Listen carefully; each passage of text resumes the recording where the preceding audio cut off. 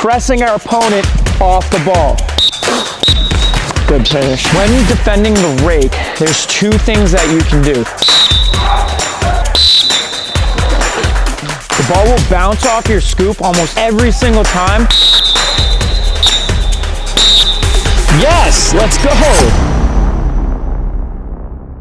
What's going on, guys? Coach Derek here with Faceoff Factory, and tonight we are at North Shore weekly session at the HDR facility. This is a great spot. We have a smaller group because in season a lot of guys have games on Tuesdays, but nonetheless we're gonna get drills, technique work, reps, and you know we're gonna get better tonight. So see you there.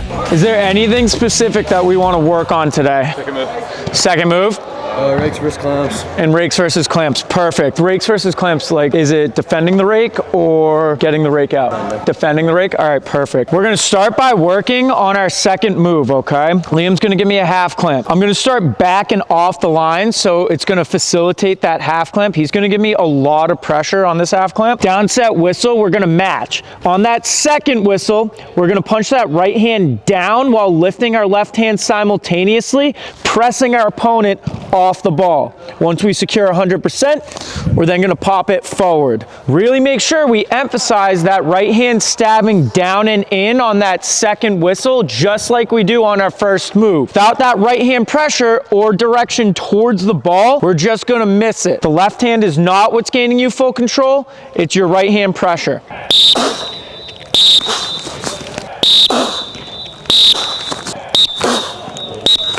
Good finish through.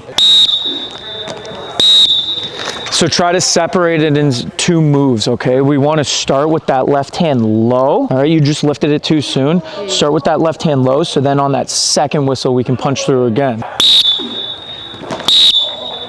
Not bad. I'm gonna give you a half clamp on this one, okay? Keep that left hand low to start, and then when we finish through, bring that left hand just over the line as you're going down the line again. So when we hit, okay, we're hitting here, and then we're gonna focus on stabbing that in and lifting through with that left hand. You feel that? Yeah. Okay. Not bad, not bad. You used that left hand properly. What didn't you do though? I didn't like stab. Go down the line, right? Put it all together on this next rep. Down. Yes, let's go. You feel that? How you're like getting down and pressing me off? That's perfect. Good soup. So do we have any questions on our second move? On that second whistle, where are we stabbing? Down the line. Down the line, okay? So if you ever get matched with your opponent, it's super important that we go down the line before we even think of using that left hand, okay? Next, when defending the rake, there's two things that you can do. Thing number one that Joe teaches a lot more than I do is squishing the bugs. Basically, you're bringing that left hand straight up to the sky. You're not punching it forward because that opens the gate. Bringing it straight up to the sky as we're going down the line, and we're trapping it in basically a high pinch with our pressure on that bottom edge. It's really important. The top of the head is super flat when you're executing that pressure towards the ball, or else you're not going to trap it. So one more time, down set whistle, squishing the bug there. See how high my left hand is? But I'm not punching it out. I'm keeping it tight. The second method that I like to use, because I'm really bad against the rake, is the inverse rake. So basically you're doing the same motion as a rake where you're coming here, making that stick perpendicular, but you're actually utilizing that top edge to get over the ball. Full speed, it looks something like this. All right, and what that does, especially having that left hand come towards you, as long as you keep those hands low, the ball will bounce off your scoop almost every single time, having the ball come out in a forward fashion. These two methods in mind, we're gonna do 5 reps. I want you to try each of them at least once and figure out what works for you. We got rakes versus clamps. Here we go.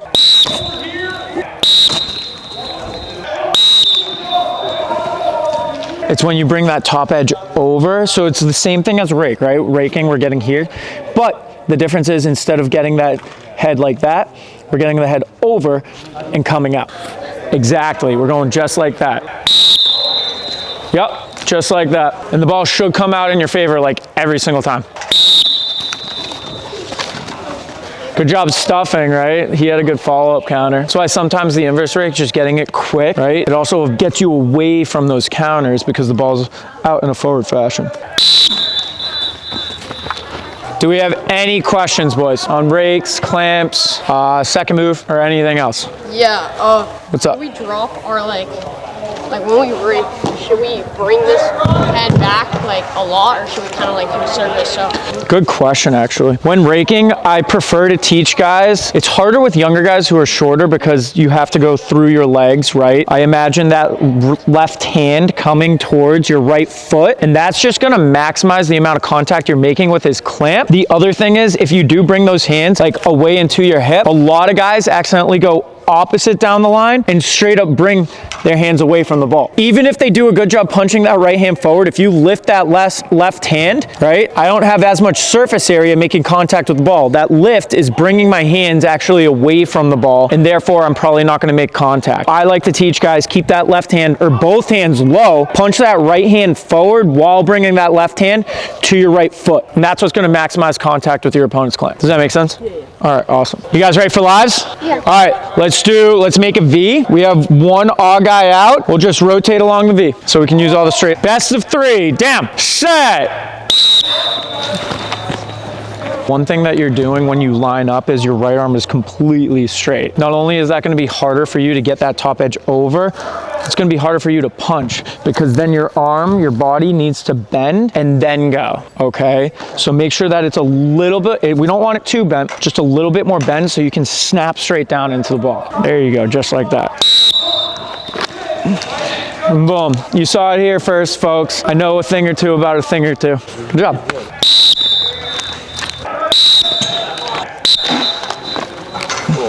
Yeah, so one thing I'm noticing when you're exiting, I even noticed it as we were repping, or I was giving you a half clamp, is you secure that clamp or you get a good amount of it. And then when you get it, you have your pressure on the ball, you lift all that pressure with that left foot, step, and your chest raising. Okay, so when you exit, that's where you go almost every single time. When we go to exit, I want you to focus on those hands, getting from here to there to get that ball out. And then your body moves. There you go, way better control on that one. The last little piece, you did lift your chest a little bit, but you kind of smacked that whistle, so it didn't matter as much. Oh, are you going for a reverse shovel on that one? Make sure that whenever we're going for a reverse shovel, count, any counter really, we got to keep our hands low. What's going to help with that is also keeping our chest low. But when you're bailing, you don't want to go from here to here, okay? That's exactly what you did. A, it can lead to a violation going on top of his hands, and B, it takes longer, right? It allowed him to get out with a clean exit. So we want to go straight from here to his hands, all right? Or to his hands here, keeping those hands low. Yeah. All right? He's a little bit, older, more experienced, whatever. But one bad habit that you're doing off the whistle, you're dropping those feet. Both feet are dropping, so you're either missing the ball, or even if you touch the ball, it's gonna extend you and you're gonna push into the opponent's stick. Yeah. Keep those feet nice and strong, focus on those hands getting to the ball. Really good keeping those feet planted. Oh, two hands. Nice.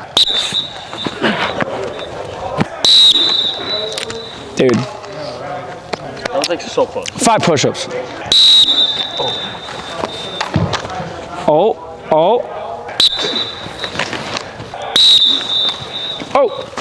Good pull. Good second move. That was good. You went down the line again. Oh, good pull. Hey, you actually got a piece of that, right? I would try to get a piece and get out. All right, this head is designed to like just grab and go, so try to just be whoosh, right, whoosh, in and out.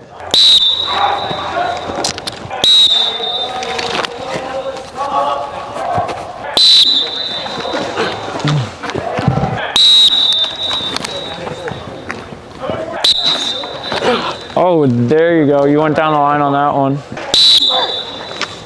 Oh. No. Yo, you at? Oh. No. Good scrap, good scrap. Yo, you got a good piece of it off the whistle. Just pull through. Oh.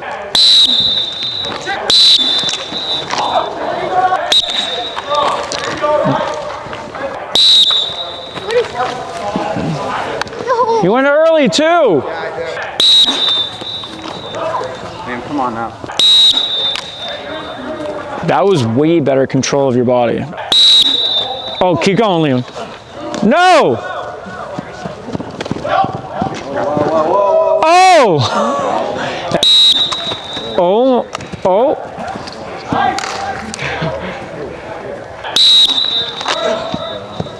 All right, we got finals. We got Jaden versus Little Al. St. Paul's versus Phillips Andover action.